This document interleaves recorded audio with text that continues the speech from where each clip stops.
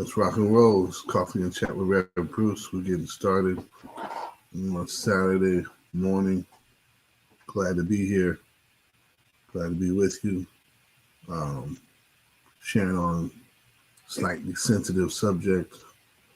And I hope that in sharing that this gives us the ability to springboard and move on, move forward, go into things with a little more motivation and a little more of a cleared head than what might have been in the past. I'll just say it. Today we want to talk about just keep living,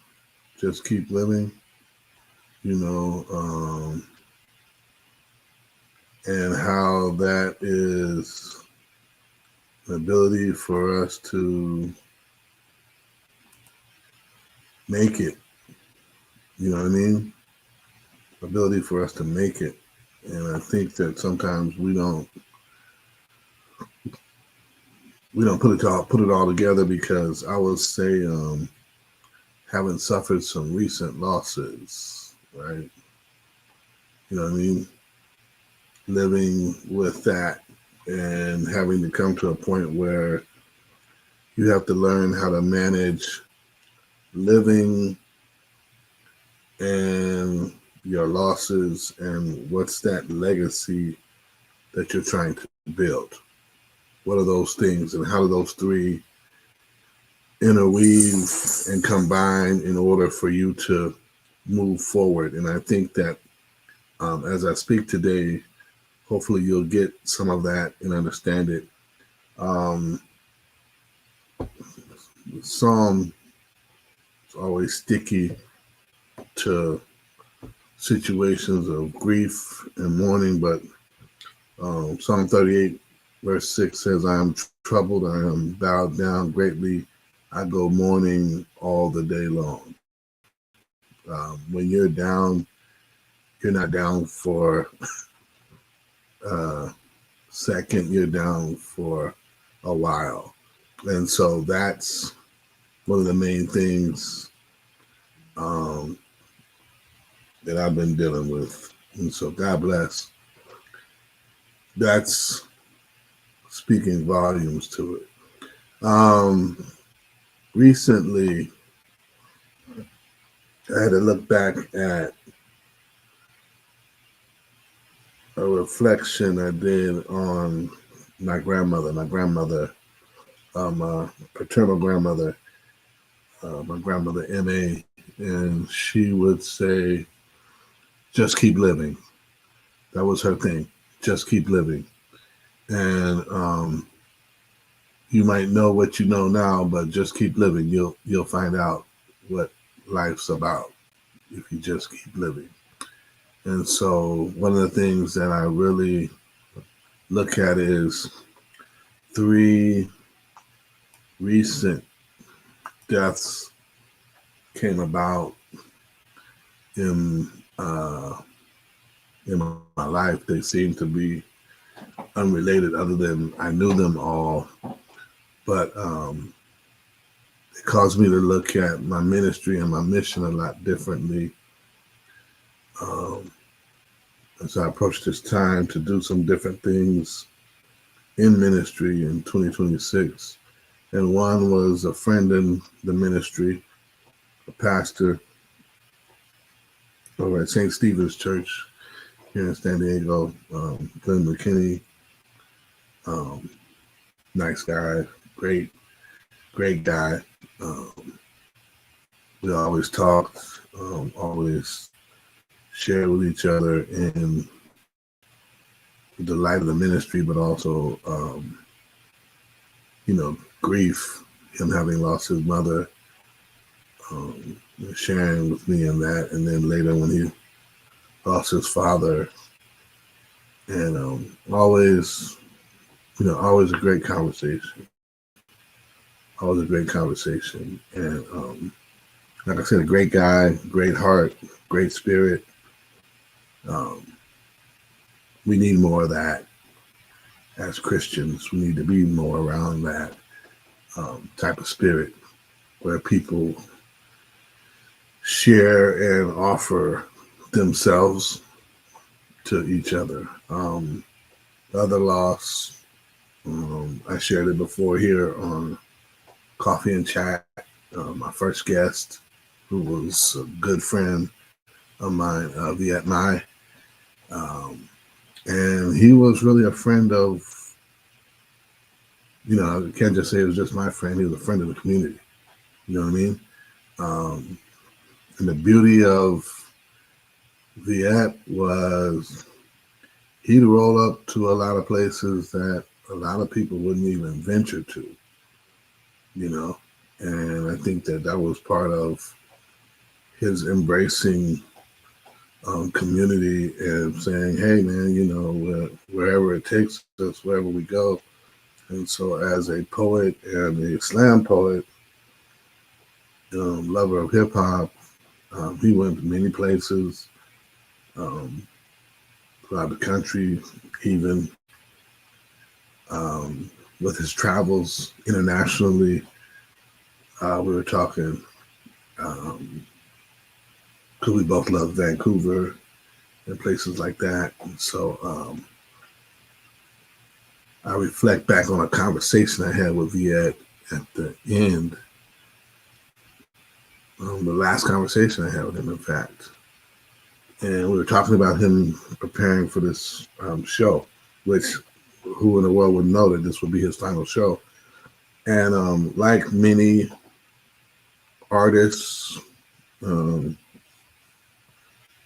sometimes, we get in our heads and we're very critical of ourselves. And one of the things I said to him was, man, you're downplaying the power that you exude and the spirit that you have and this explosiveness that you have, this magnetism to draw people in. And I was just like talking to him about it. And he just paused and said, man, thank you. I needed to hear that. And that was a moment that I was like, man, I'm sure you've heard that before. Come on, But it was just like, hey, no, man, I needed to hear that because I was at a loss with that. Like, is this working? Is this really, manifesting with people and turning into something? And that's how we feel sometimes. You're doing the work, but what does it mean? So I lost a pastor friend. I lost a dear friend. And I lost my father. My father, the first man to be involved with nearly everything in my life. And so that was hard because my father was different at the end. My father was always different, but he was a very different person from who he had been at the end.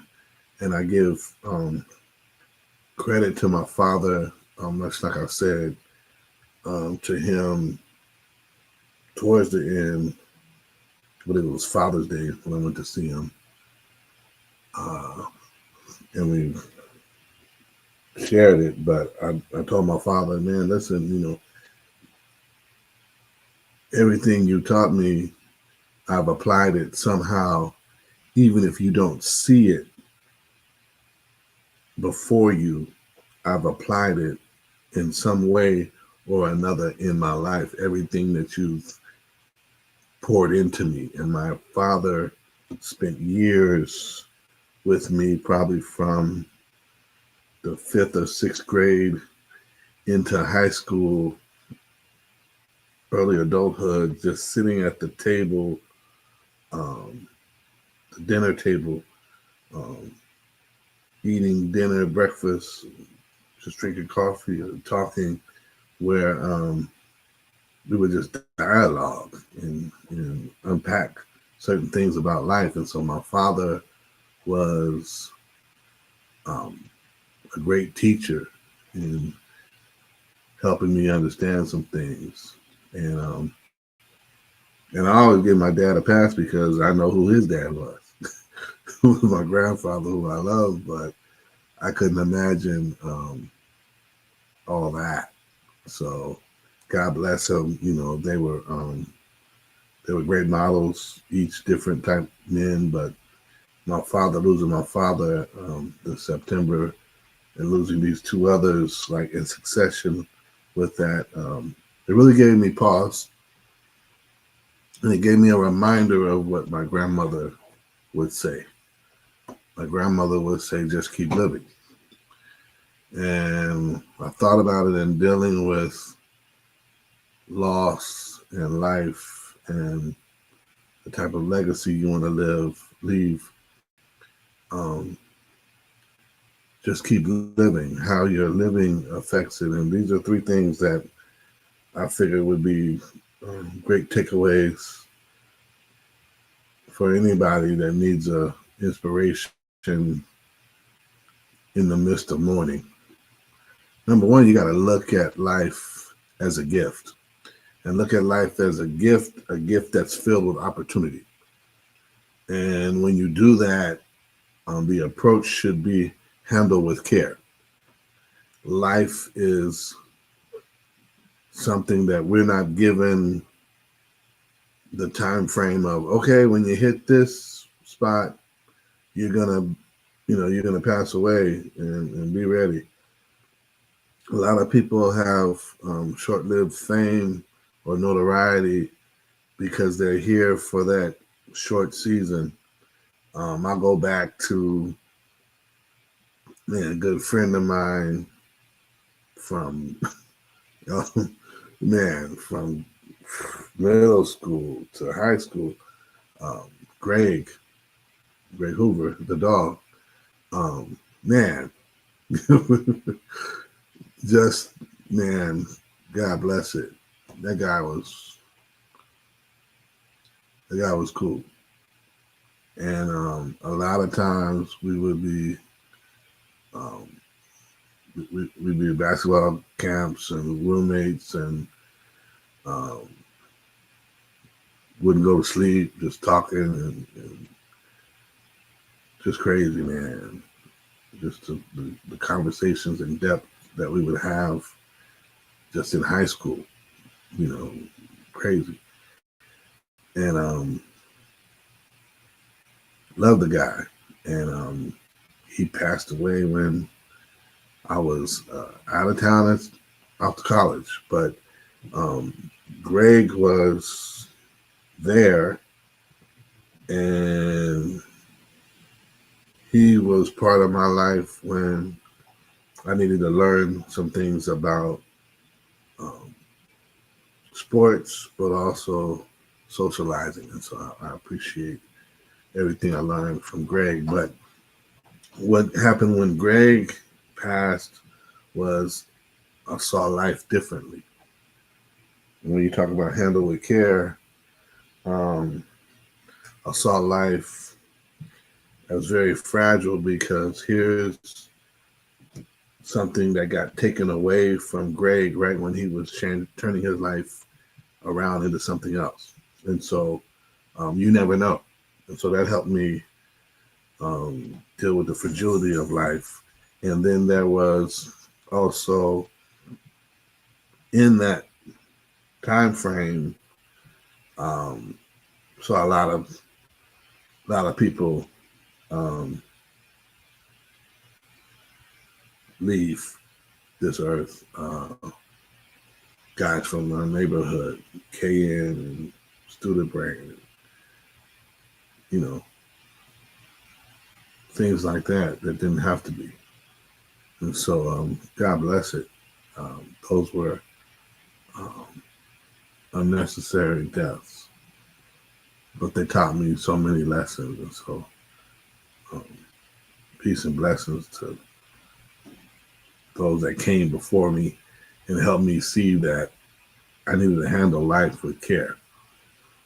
And secondly, Um, you live and you learn.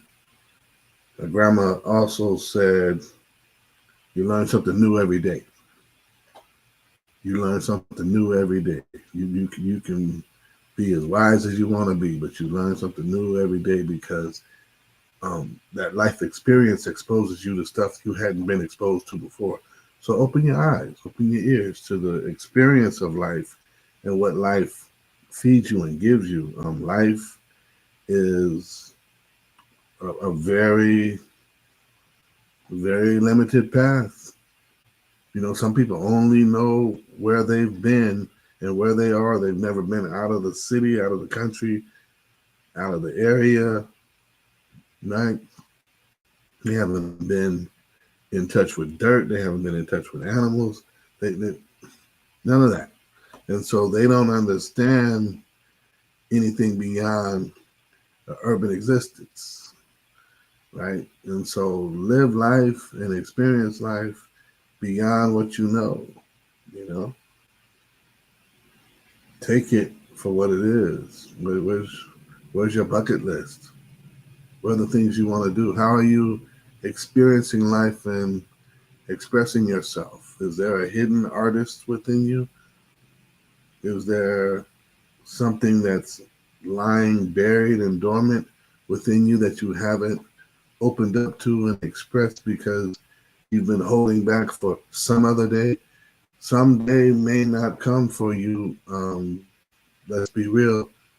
You got to live it while you can. And I'm not saying anything that's on either on a stoic or Hellenistic point of view of live and let live and live, you know, carefree. What I'm saying is life is an experience and experience life and handle that with care, right? Handle that with care. And so open your eyes, open your ears, and experience what life has to offer. And finally, love living your life. Love living your life. As I approach some of this stuff in ministry that I have yet to do and am embarking upon it in 2026, it's much like starting this podcast and live stream. It, okay, it's all here. What are you gonna do? And so here I am, looking at it, taking things to another level on a multimedia level, and then taking things to another level on a mobile ministry level, and then trying to embody that in with mentoring some other brothers in ministry to follow God's lead and the Spirit's lead in where they need to go, and being careful to also tend to what I need to do in my part of the vineyard. I'm going into this loving what I'm getting ready to do, loving it, loving the experience of it, and going into it knowing that I'll be extremely busy and might even wear myself out a few times, but I'll live this life without regret. I'll live this life with no regrets. And when I say that, I mean it totally. There won't be anything that will have me sitting here saying, well, you know, I wish I had done that a little differently. No, I'm going to live this out from 2026 and beyond in a way that I haven't lived before, because oftentimes people will say you have something to prove, or to prove someone wrong, or whatever by some of the things you achieve in your life. And I don't have that daddy issue that some people may have, that they didn't get enough opportunity to, demonstrate to their father that they can handle whatever. God bless. I don't have that issue. What I do have an issue with is I didn't listen to the Spirit when I had initial opportunity to do some things, but I also realized that even as a minister, my maturity wasn't there for what I needed to do in this upcoming period. My maturity wasn't in that place. And so since it wasn't there, kaboom, here it is now. And I don't want to put anything on a pedestal, but I've been growing, and in growing, I've been preparing, and in preparing, my readiness is there. Does that mean it's perfect? Heck no. It's never going to be perfect. And for anybody that's trying to strive to do anything of any degree, it's never going to be perfect. And since it's never going to be perfect, I can't sit here and say, well, give it another 30 days. And no. Right? There's stuff that I'm going to be doing in ministry and in business that I haven't done in a while, but, hey, here we go. I'm doing it. It's stuff that people say, well, man, you've done something like that before, and it blew up and fell off the wayside. What's different now? I'm different, right? I'm different. And like I said, my perspective has been tweaked, especially with these recent deaths and losses. And remember, funerals are for the living. Funerals aren't for the deceased. They're for the living, and for the living to celebrate the deceased, but also to connect and commune in order to continue on. That's what those celebrations are for. And so in adhering to that,